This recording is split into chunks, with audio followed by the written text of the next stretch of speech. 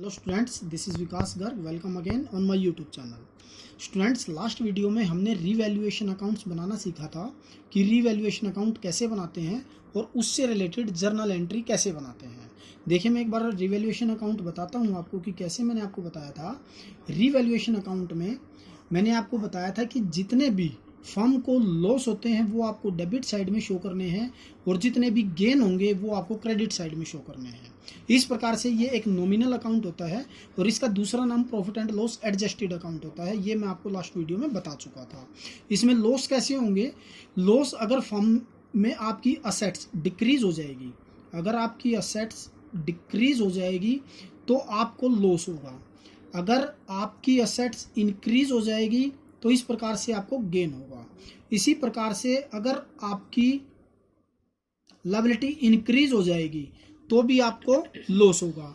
इसी प्रकार से अगर आपकी लायबिलिटी डिक्रीज हो जाएगी तो भी आपको गेन होगा।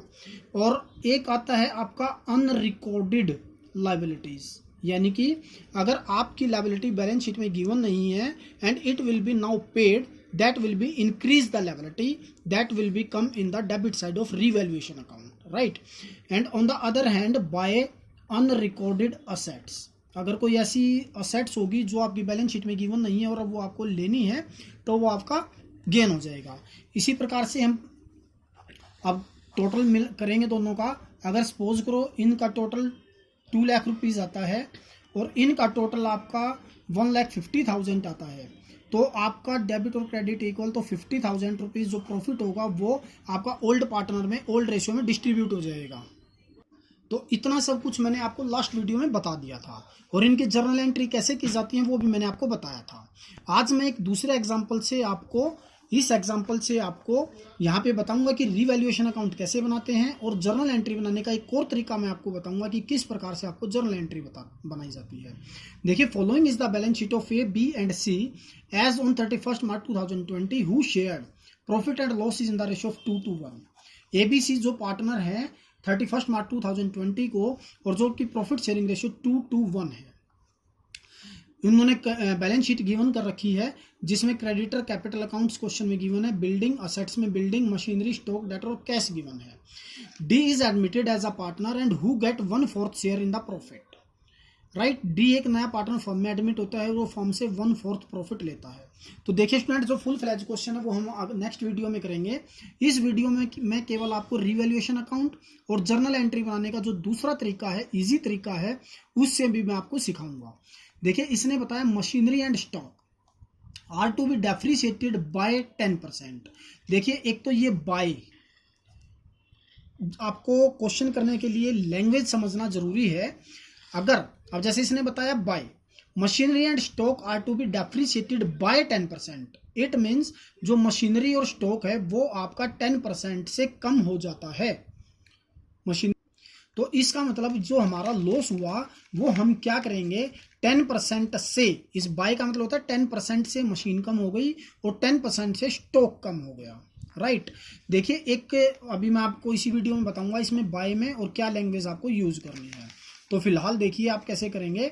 मशीनरी अकाउंट आपकी डेप्रिसिएटेड हुई 10% से, यानी कि वो जो है आपका कम हो गया, ये आपका लॉस है। देखिए, मशीनरी इसने बताई 29,000 रुपीज़ की जो कि 10% से कम हो गई। तो हम क्या करेंगे, इसको रीवैल्यूएशन अकाउंट में लॉस की तरफ टू मशीनरी जो कि 10% होगी ऑफ द मशीनरी वैल्यू 29,000 का 10% 2,900। इसने कहा स्टॉक भी कम हो गया, स्टॉक हमारा 30,000 रुपीज़ का है तो ये भी हमारा कम हो गया। तो जो स्टॉक है वो आपका 30,000 का 10% 3,000 रुपीज़ कम हो गया। आगे उसने बोला 5% provision is to be created on sundry debtors. आपको लास्ट वीडियो में भी बताया था कि जो प्रोविजन क्रिएट करते हैं ऑन द सन्ड्री डेटर, इसका मतलब क्या होता है, प्रोविजन फॉर डाउटफुल डेट का amount may be received on debtor and amount may not be received from the debtor. यानी कि हमें डाउट है कि पैसा हमारा आ भी सकता है और नहीं भी आ सकता, तो इसलिए हम इसका प्रोविजन बनाकर चलते हैं, हम इसको लॉस मानकर चलते हैं। तो जो डेटर हैं, डेटर हमारे 21,000 के हैं। अगर आप इसके 5% की बात करेंगे तो ये 1,050 रुपये जो कि हमारा लॉस होगा, हम इसको to provision for bad and doubtful debt 1,050 50 रुपये हम लिख देंगे। इसके बाद इसने लिखा value of building is to be increase to, देखिए जो मैं आपको वर्ड बता रहा था टू ₹60,000, क्या होता है इसमें एट या फिर टू, और उसने दे दिया ₹60,000। इसका मतलब ये होता है एट या टू का कि जो आज हमारी बिल्डिंग है उसकी मार्केट वैल्यू ₹60,000 है। The value of building at ₹60,000, इसका मतलब जो बिल्डिंग की वैल्यू है वो ₹60,000 है, और इसमें कितनी बताई गई है, बिल्डिंग की वैल्यू 40,000 बताई गई है। इसका मतलब ₹20,000 का एप्रिसिएशन हुआ है, इंक्रीज हुआ है।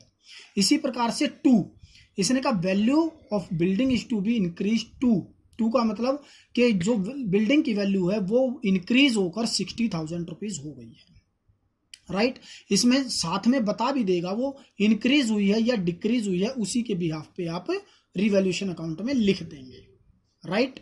तो अब देखिए, अब जो हमारी ₹20,000 बाय बिल्डिंग, ये हुई 20,000, यानी स्टूडेंट्स देखिए आप समझ गए होंगे, अगर बाय लिखा है, इस बाय का मतलब है कि मशीनरी 10% से कम हो गई है, यानी कि जो ये वैल्यू लिखी है इसी का इफेक्ट आपका आएगा।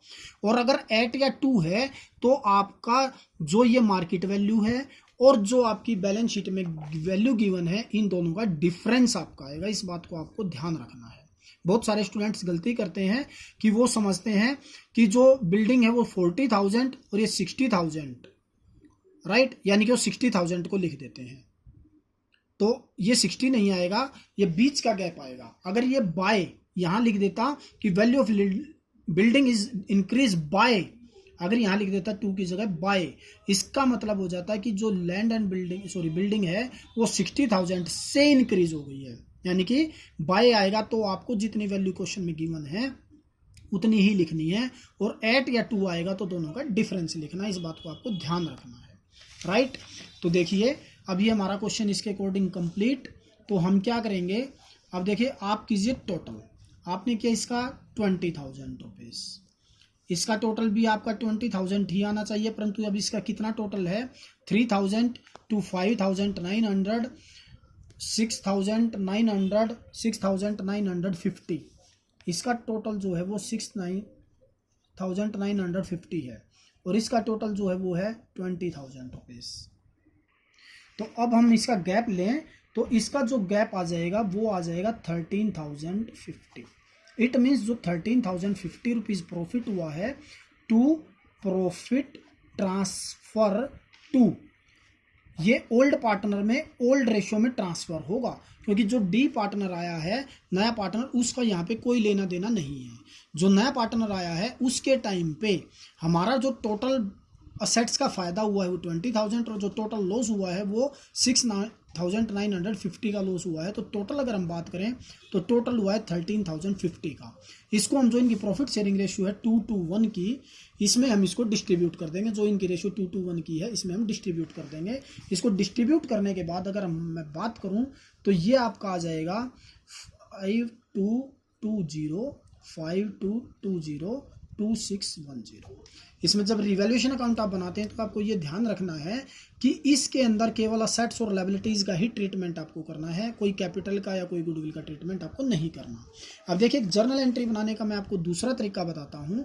एक तो मैंने लास्ट वीडियो में आपको बताया था, देखिए आप चाहें तो सभी एडजस्टमेंट को अलग अलग बना सकते हैं, जैसे मैंने आपको लास्ट वीडियो में बताया था, और अगर आप चाहें तो इकट्ठी भी बना सकते हैं। देखिए ये क्या होता है डेबिट, ये क्या होता है क्रेडिट। अब आप क्या कीजिएगा, revaluation account debit, revaluation account debit to, ये क्या है, to machinery, to stock, to provision for bad and doubtful debt. अब इनका अमाउंट लिख दीजिए, मशीनरी का 2,900, स्टॉक 3,000 रुपीज़, प्रोविजन 1050, और टोटल जो आ गया 6,950। इसी प्रकार से अब जो ये बिल्डिंग है ये क्या करेंगे, ये क्रेडिट साइड है तो building account debit to revaluation account, building account debit to revaluation account 20,000 rupees. अच्छा, अब लास्ट वीडियो में मैंने आपको प्रॉफिट और लॉस की जर्नल एंट्री नहीं बताई थी, तो देखिए अब हमने क्या किया, जो ये प्रॉफिट डिस्ट्रीब्यूट किया है 13,500, इसकी भी आपको जर्नल एंट्री बनानी होती है। अब वही journal entry, revaluation account debit to A's capital, B's capital, C's capital. जो थर्ड एंट्री आ जाएगी, रीवैल्यूएशन अकाउंट डेबिट टू किस में बटा, to A capital account, to B's capital account, to C's capital account. यानी कि 5220 इसका था, 5220 इसका था, 2610 ये था, और जो टोटल प्रॉफिट डिस्ट्रीब्यूट हुआ था वो आ जाएगा 13,050। इसी प्रकार से बाई चांस अगर लॉस आ जाता, लॉस कैसे आता, अगर डेबिट साइड ज़्यादा होती, डेबिट साइड का मतलब, इसका मतलब हमारे लॉसेज ज़्यादा होते और हमारी जो गेन है वो कम होती, तो हमारा लॉस आ जाता, तो उसमें रिवर्स एंट्री हो जाती। यानी जो लॉस आता तो उसमें हम ए बी सी को यहाँ क्रेडिट करते, तो A capital account debit, B capital account debit, C capital account debit to revaluation, तो ये जर्नल एंट्री हमारी बन जाती है। तो देखिए इसमें मैंने आपको दोनों तरीके आपको जर्नल एंट्री के बताए। एक तो लास्ट वीडियो में बताया था, अगर आपने मेरी वो वीडियो नहीं देखी तो आप उसको जरूर देखिएगा, तो वहाँ से आपको पता चलेगा। और अगर और इजी मेथड से करनी है तो ये तरीका मैंने आपको बताया है, राइट। तो इस प्रकार से अगर आपको इकट्ठी एंट्री करनी है, कंबाइन एंट्री करनी है, तो आप इस तरीके से कर सकते हैं। और अगर आपको इनकी अलग अलग एंट्रीज करनी है, इन सभी की अलग अलग एंट्री करनी है, तो आप जैसे मैंने लास्ट वीडियो में बताया था, आप उस तरीके से कर सकते हैं। आई होप आपको ये बहुत अच्छे से समझ में आ गया होगा। और लास्ट वीडियो में स्टूडेंट्स हम जो फुल फ्लैज क्वेश्चन वो करेंगे।